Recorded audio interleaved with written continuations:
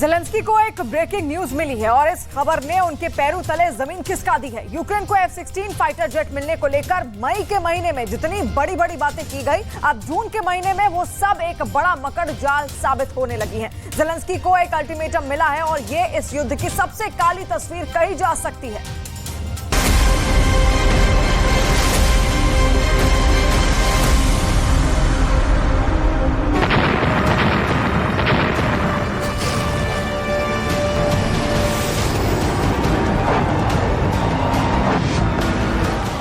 जब से ज़ेलेंस्की ने अपने नए वीडियो में F-16 फाइटर जेट दिखाया है, वो भी एक नहीं बल्कि दो, तब से कयास लगाए जा रहे हैं कि अमेरिका का बनाया गया ये लड़ाकू विमान बहुत जल्द यूक्रेन को मिल सकता है। लेकिन अंदर की खबर क्या है?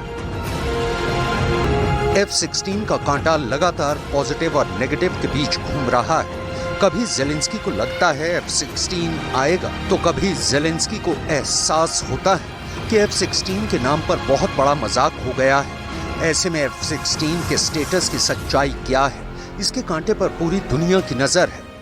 अब F-16 को लेकर ताज़ा खबर ऐसी है जो ज़ेलेंस्की को पूरी तरह मायूस तो नहीं, लेकिन बेचैन जरूर कर सकती है। इसके पीछे किसी की साजिश नहीं बल्कि तकनीकी पहलू है, जिसके आगे न ज़ेलेंस्की कुछ कर सकते हैं, ना ही बाइडेन के पास इस मुश्किल को हल करने का कोई रास्ता है। अगर यूक्रेन को F-16 मिला तो वो उसे सितंबर के बाद ही उड़ाने के लिए तैयार हो पाएगा, यानी अक्टूबर 2023 से पहले यूक्रेन को F-16 नहीं मिल पाएगा। कैलेंडर पर यह महीना देखकर बार बार ज़ेलेंस्की परेशान हो जाते हैं, लेकिन उनके बस की बात नहीं कि वो इस विमान की डिलीवरी पहले करा पाएं।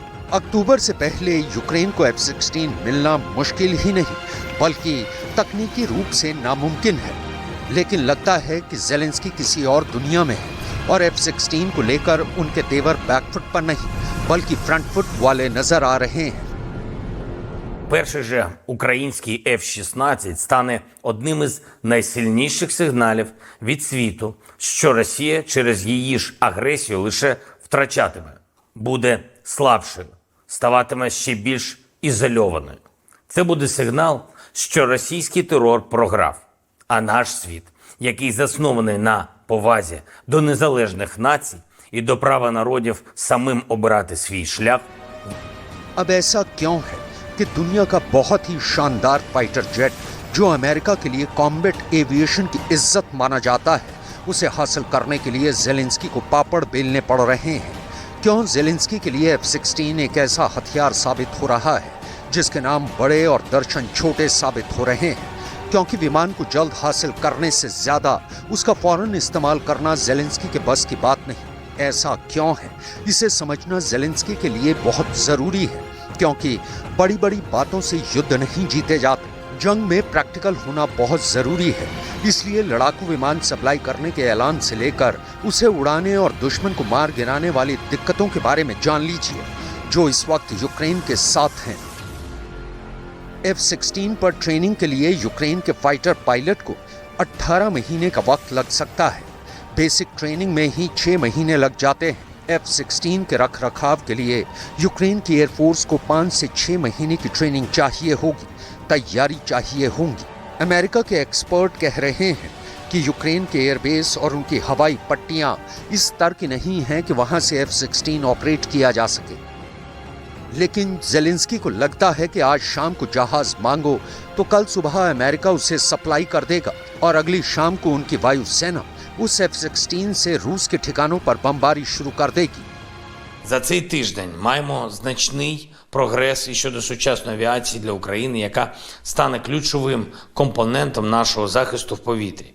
Ми рухаємось модернізації оборони швидше, ніж можна було би передбачити ще півроку тому. ज़ेलेंस्की की बातें बताती हैं कि वो अब भी जमीन पर अपनी फोर्स को मजबूत करने की बजाय जोशीले वीडियो बनाना ज्यादा पसंद कर रहे हैं। उन्हें अब भी शॉर्टकट वाले आइडिया पसंद है। तब चाहे पुतिन इसका फायदा उठाकर उनसे मारियोपोल और बखमूत जैसे शहर क्यों न छीन ले और यूक्रेन की फौज को रौंद कर कीव की तरफ क्यों न बढ़ जाएं। ज़ेलेंस्की अब भी F-16 की रट लगाए हुए हैं। जिस तरह इस विमान का कांटा लगातार पॉजिटिव और नेगेटिव के बीच घूम रहा है, ज़ेलेंस्की की खुशफहमी उनकी गलतफहमी साबित हो रही है। F-16 को लेकर ज़ेलेंस्की की उम्मीदों पर पानी फिर सकता है। F-16 का ये भटकता हुआ कांटा इसकी बहुत सही तस्वीर कही जाएगी। इन सब के बीच बाइडेन का ये डर बना हुआ है कि ज़ेलेंस्की को अगर F-16 मिला तो मॉस्को पर अटैक जरूर होगा। ये बात पुतिन से ज्यादा बाइडेन और नेटो के लिए सबसे बड़ा खतरा है, क्योंकि तब पुतिन पूरे यूरोप में कहर मचा सकते हैं। मॉस्को पर ड्रोन से बड़ा अटैक हो चुका है। हालांकि ज़ेलेंस्की का ड्रोन वाला इरादा अब F-16 फाइटर वाला अवतार लेने के लिए तैयार है। अगर ऐसा हुआ तो रूस की धरती को F-16 से निशाना बनाया गया तो ये बात तय है कि पुतिन पूरे यूरोप को जलाकर राख कर देंगे।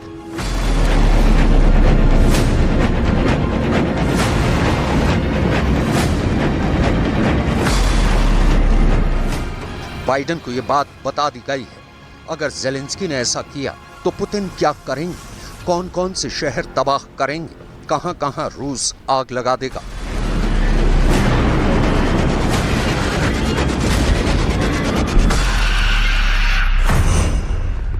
पुतिन के सबसे बड़े टारगेट पर रहेंगे नॉर्वे, द नेदरलैंड्स और डेनमार्क, जिनके जरिए ज़ेलेंस्की को F-16 मिल सकते हैं।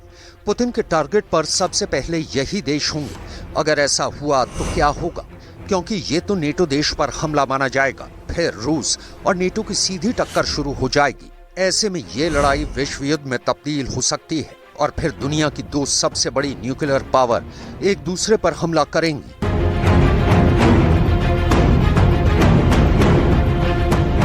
ऐसे में साफ खतरा परमाणु युद्ध का होगा। लेकिन बाइडेन ने यह रिस्क ले लिया है, क्योंकि ज़ेलेंस्की ने बाइडेन से मिलकर F-16 के बारे में एक कसम खाई है। बाइडेन का दावा है कि उन्होंने ज़ेलेंस्की से वादा लिया है, वादा ऐसा जो ज़ेलेंस्की कभी नहीं तोड़ेंगे। इस बात का पूरा भरोसा बाइडेन को दिलाया गया है। लेकिन F-16 पुतिन की सीमा में दाखिल हो गए तो पुतिन का गुस्सा यानी रूस की एयर स्ट्राइक चारों देशों पर 24 घंटे के अंदर की जाएंगी। मॉस्को यूक्रेन के बॉर्डर से 500 किलोमीटर के दायरे में है और ये रेंज F-16 जैसे फाइटर जेट को कवर करने में ज्यादा वक्त नहीं लगेगा। अगर F-16 मॉस्को या फिर रूस के किसी और शहर पर अटैक करता है तो पुतिन का गुस्सा नहीं बल्कि ज्वालामुखी फटेगा और फिर रूस का हमला 4 देशों पर हो सकता है। इसमें नॉर्वे, द नेदरलैंड्स और डेनमार्क के साथ पोलैंड भी शामिल है। पोलैंड ही वो देश है जिसके जरिए नेटो सभी हथियार यूक्रेन भेज रहा है।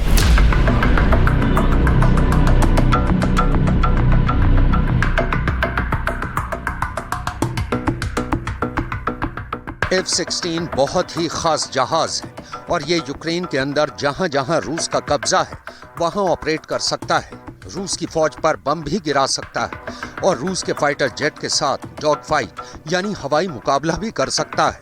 बाइडेन ने अभी इसी बात की इजाजत दी है।